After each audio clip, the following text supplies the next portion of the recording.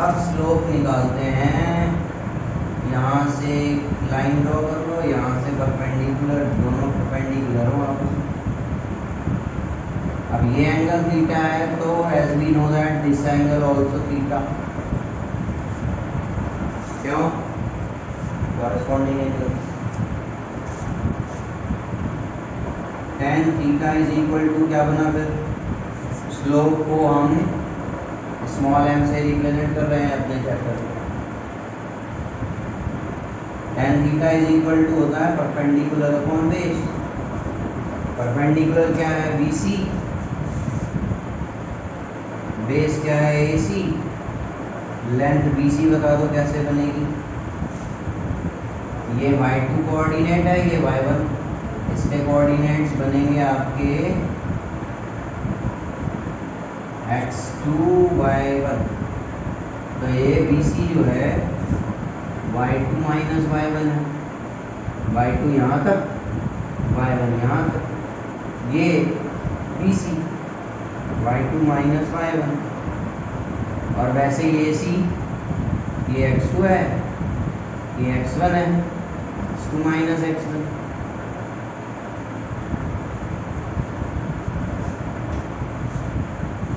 मतलब कुल मिलाकर एक लाइन का स्लोप, अगर उस लाइन का एक्स एक्सिस के पॉजिटिव डायरेक्शन से एंटी क्लॉकवाइज एंगल मालूम है तो उसका tan थीटा कर दो तो स्लोप आ जाएगा। अगर उस लाइन पे दो पॉइंट मालूम है तो फॉर्मूला यूज कर लो y2 minus y1 upon x2 minus x1, तो स्लोप आ जाएगा। ठीक है।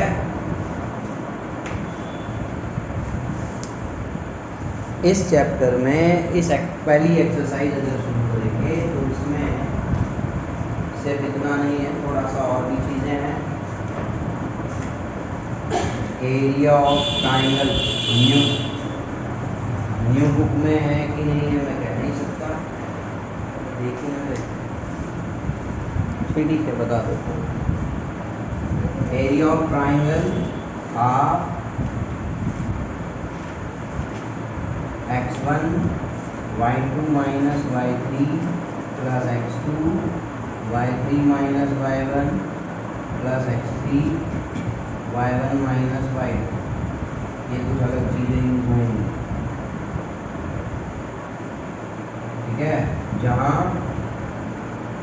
x1 y1 x2 y2 और x3 y3 are vertices of triangle। ये ट्राइंगल के vertices। तो ये एरिया एक्चुअली ये साइन एब्सोल्यूट वैल्यू का साइन होता है, ये क्योंकि एरिया नेगेटिव नहीं है। ठीक है। और सेक्शन फॉर्मूला तो होगा नहीं, देख डिस्टेंस, क्योंकि है तो कोऑर्डिनेट ज्योमेट्री से ही, तो दो पॉइंट्स के बीच डिस्टेंस भी हम यूज कर सकते हैं। ये root x2 minus x1 whole square plus y2 minus y1 whole square. मालूम है ये भी हमने 10th में पढ़ा था। सेक्शन फॉर्मूला भी यूज हो सकता है कहीं ना कहीं कि भाई एक लाइन सेगमेंट को ज्वाइन करने वाले दो पॉइंट्स को ज्वाइन करने वाले लाइन सेगमेंट पर एक पर्टिकुलर पॉइंट से एक लाइन जा रही है, वो लाइन इस लाइन सेगमेंट को m रेशियो n में या m1 रेशियो m2 में डिवाइड कर रही है। ठीक है। और एक पॉइंट और दे दिया लाइन का कि भाई ये पॉइंट है लाइन पे, तो लाइन का स्लोप निकालो। तो दो पॉइंट चाहिए लाइन के स्लोप के लिए, दो पॉइंट चाहिए, तो एक तो ये गिवन वाला मिल गया, एक सेक्शन फॉर्मूले से निकालना पड़ेगा। इसलिए सेक्शन फॉर्मूला भी याद हो, m1 x2 plus m2x1 upon m1 plus m2। अभी तो फिलहाल सीधे सीधे ही लिख रहा हूँ, ठीक है। बाकी जहाँ दुखी होंगे वहाँ प्रोसेस पड़ेगा। m1/2 plus m2y1 upon m1 plus m2। ये इस पॉइंट के कोऑर्डिनेट्स हैं, ये जो आ रहे हैं, ठीक है, नोट कीजिए।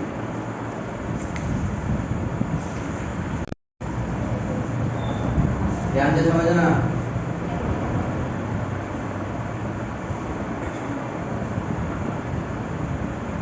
ये लाइन है, ये भी एक लाइन है।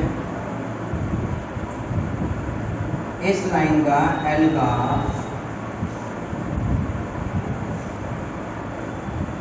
पॉजिटिव एक्स एक्सिस से नहीं था, with the direction of positive x axis था। देखो लिखा हुआ।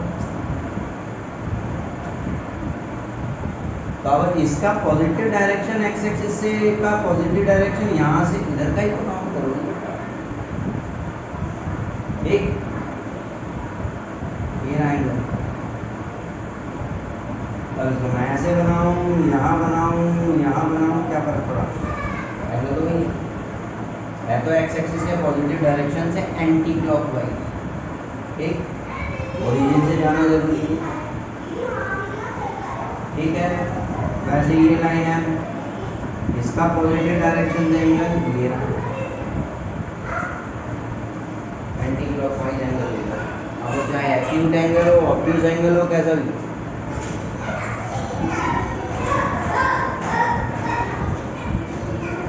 अभी तक हमने कोऑर्डिनेट ज्योमेट्री में एक कॉन्सेप्ट पढ़ा भाई कि भाई दो लाइनों का डिस्टेंस, एक ट्राइंगल है, एक क्वाड्रिलेटरल है, 6 डिस्टेंस निकालो, A B, B C, C D, A D, diagonal A C B D निकाली तो पता लगा स्क्वायर है या रोम्बस है या पैरेललोग्राम है, क्या है।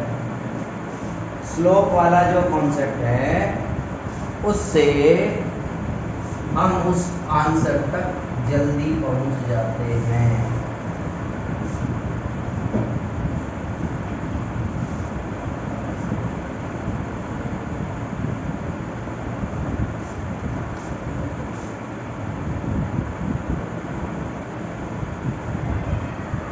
ये शुरू किया पहले ये बताओ।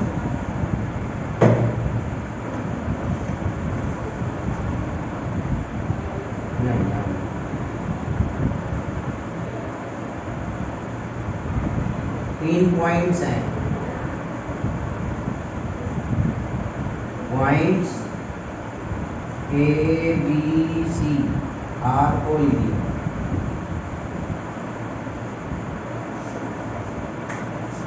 अब ये पॉइंट्स कोलिनियर प्रूव करने हैं तो अब आपके हाथ में सिर्फ एक मेथड नहीं है। एक एरिया ए बी सी 0। अब मान लें ट्राइंगल एबीसी बन रहा है, अगर एरिया 0 आ रहा है, जो भी लिखा था एरिया का फॉर्मूला, अगर एरिया 0 आ रहा है तो कोलिनियर हो गए तीनों पॉइंट्स। दूसरा, distance A B plus B C is equal to A C, तो भी कोलिनियर है। तीसरा, slope of A B is equal to slope of BC is equal to slope of AC।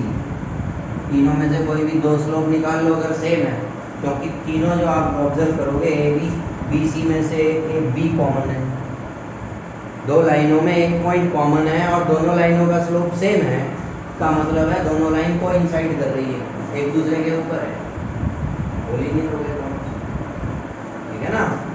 चौथा, सेक्शन फॉर्मूला।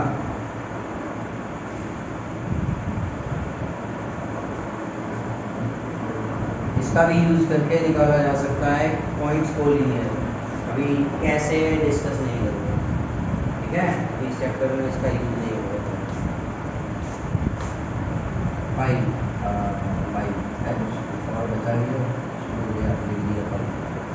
ए B सी बस ये है, ठीक है। डायरेक्शन में कैसे भी आ सकता है, using distance formula, using slope, using area of triangle, section formula, ऐसे भी लिखा हुआ आ जाता है कि इस मेथड से करो, और बिना लिखे आ रहा है तो पाँचों 4 उंगलियां दी, 5वीं नहीं, ठीक ना, जैसे भी किसी भी मेथड से अप्लाई करो आप। अच्छा,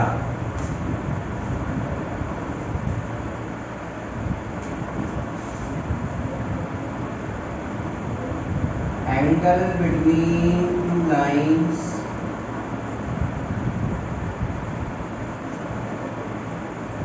इज राइट एंगल। मतलब लाइन 2 हैं,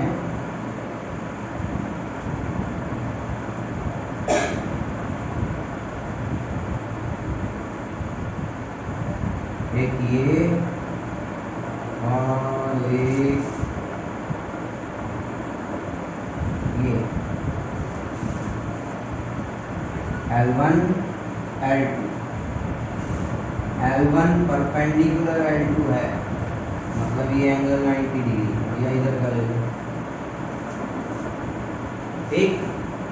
और दोनों लाइनों का स्लोप मालूम है आपको, एक ये लाइन है, एंगल इस लाइन का positive direction of x axis से एंटी क्लॉकवाइज एंगल, ये दो, ठीक है। दोनों लाइनों का एंगल नहीं पता, स्लोप मालूम है, slope of L1 M1, slope of line L2 M2। तो दोनों लाइनें परपेंडिकुलर है, कैसे पता लग जाता है, दोनों के स्लोप्स का प्रोडक्ट होता है -1।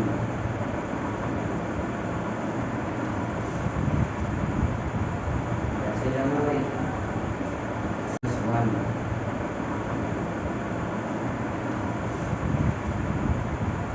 कैसे जाना भाई, इसका एंगल मान लो θ1, इसका एंगल मान लो θ2,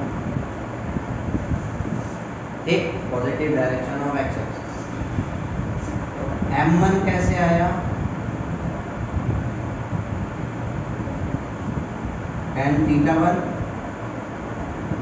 M2 tan θ2, ठीक। M1 multiply M2 is equal to tan θ1 multiply tan θ2, ठीक। tan θ1 multiply tan θ2, theta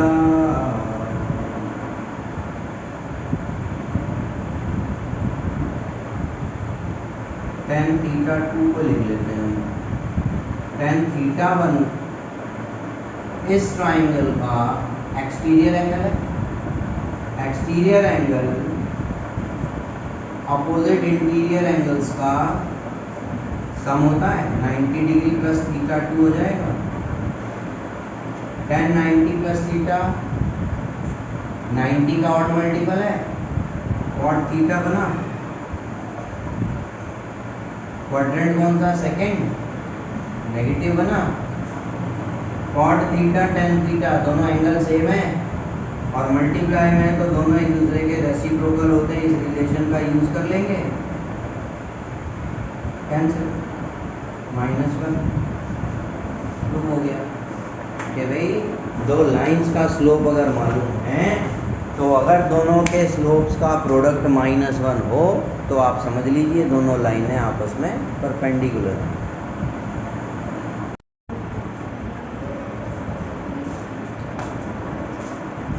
tan theta is equal to -3/4, oh -√3, ठीक है। दोनों चीज में बदलना, अभी वो ये इनवर्स वाली भी बदलना। पहली बात तो हमने 10 में पढ़ी, स्ट्रेस दे दे के मैंने समझाया था भाई ये tan और थीटा दो अलग अलग वैल्यू नहीं है, दो अलग अलग टर्म नहीं है, मल्टीप्लाई में होता तो डिवीजन में जाता ना, और आप अभी भी वहीं पे चली गई। थीटा इज इक्वल टू -√3/10 नहीं है, 10 गलत। लेकिन इसको लिखने का एक तरीका है। एक्चुअली आप क्या कर रहे हो, थीटा की वैल्यू निकालनी है यार इसमें, तो थीटा इज इक्वल टू, इसको एक तरीके से और लिखा जाता है tan इनवर्स -√3। इनवर्स का साइन लगा देते हैं, इस इनवर्स का मतलब डिवीजन नहीं है, रेसिप्रोकल नहीं है। हाँ, बाकी 12 में समझेंगे, अभी कुछ जगह ऐसे दिखेगा तो बस यही समझ। ठीक, अब आ जाते हैं यहाँ, tan theta is equal to -√3 क्या हो गया, tan π/3, तो ये माइनस है, tan π - π/3 आया नहीं पाई। ठीक, वो इसलिए लाया, ये लगाया प्लस माइनस, ठीक है ना।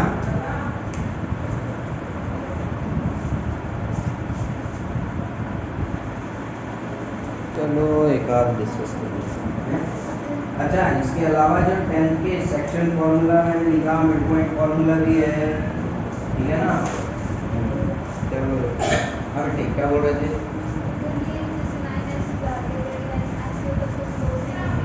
Exactly, very good, good question. आओ समझें।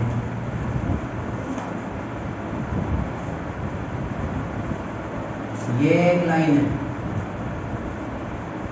है L parallel X axis, line x axis से पैरेलल है। कुछ छोटे छोटे पॉइंट बताने के लिए शालू ने उकसा दिया मुझे, Shalu provoked me, now I will beat Shalu. Parallel X axis से, है ना। चलो कोई दो पॉइंट इमेजिन करो इस लाइन में, चालू से ही पूछ लेते हैं, चालू नहीं पढ़ पाया है हम लोग। हाँ, इस लाइन पे कोई भी दो पॉइंट आप बता दो, coordinates of any 2 points on this line, imagine. चलो मान लो आप x, अच्छा ये वाला बना रही थी, कोई सा भी बना लो, ये लो x y, ये वाला पॉइंट क्या होगा या क्या इमेजिन करो, चलो बता दो।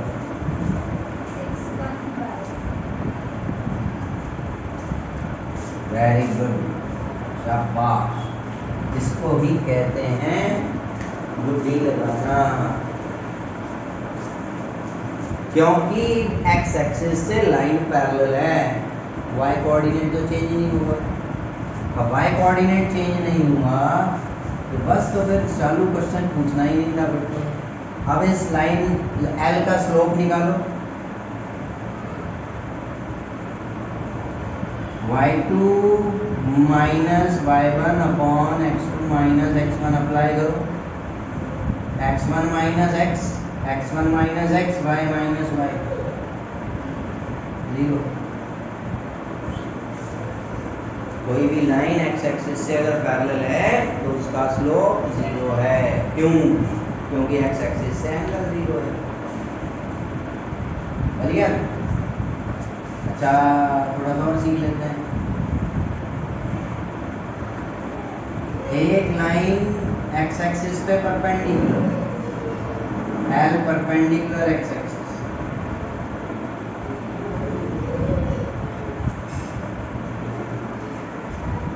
तो लाइन L का स्लोप बता दो, इंफिनिटी, नॉट डिफाइंड। क्यों? इसका x कोऑर्डिनेट फिक्स हो गया, ये x y1 कहोगे तो इसको भी x ही कहोगे, y2, तो स्लोप निकालोगे तो डिनोमिनेटर में x माइनस एक्स बनेगा, y2 minus y1 upon 0 means infinity. Line x axis से परपेंडिकुलर है तो अब यही उल्टा कह देता है लोग, a line perpendicular to y axis, तो दुखी नहीं क्यों ना, वाई एक्सिस से परपेंडिकुलर है तो एक्स एक्सिस से पैरेलल रहेगी, एक्स वाई एक्सिस से पैरेलल है तो एक्स एक्सिस से परपेंडिकुलर रहेगी।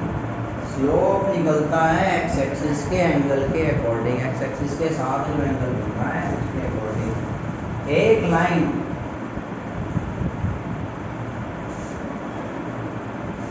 दोनों एक्सिस को इक्वल इंटरसेप्ट वर्ड पढ़ेंगे, इंटरसेप्ट,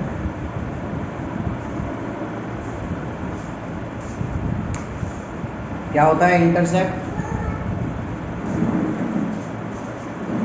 एक line x axis y axis को ओरिजिन से जितने डिस्टेंस पे इंटरसेक्ट करती है वो उसका एक्स इंटरसेप्ट और वाई इंटरसेप्ट है, और ये दोनों इंटरसेप्ट्स आर इक्वल, दोनों इंटरसेप्ट्स इक्वल हैं। अब लाइन का स्लोप बता दो,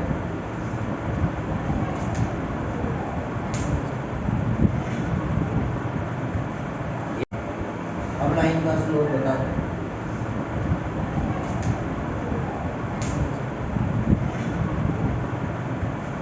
या तो 1 होगा या -1 होगा।